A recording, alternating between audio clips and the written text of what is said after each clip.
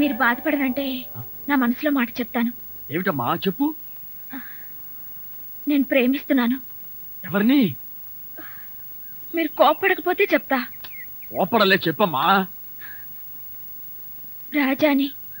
రాజా అంటే మన రాజాయేనా? అవును డాడీ. అయితే ఓకే.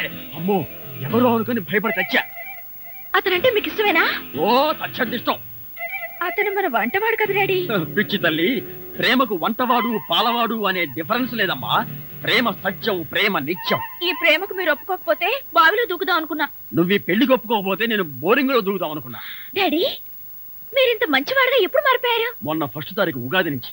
ఎండాకాలం కదా, చెమటలకు చికాకు పెరిగిపోయి కోపం తగ్గిపోయింది. అమ్మడు, నువ్వు ఆ రాజాని ఇష్టం వచ్చినట్టు ప్రేమించు. లేపుకెళ్ళు, లేవలేకపోతే లేవ తీసుకెళ్ళు.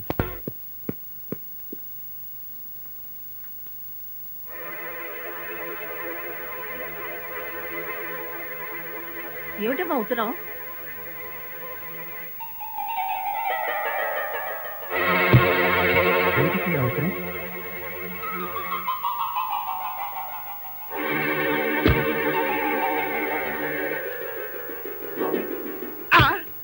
ఇదేంటి, ఉత్తరం చదవగానే వరదపు తిన్న కాకుండా ఇలా పడిపోయారు?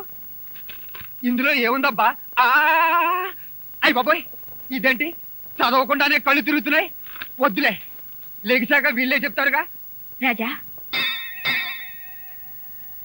ఇది నా మెళ్ళో కట్టు. ఏంటి అంత కంగారు పడ్డావు? మనసు ఒప్పుకోవడం లేదా?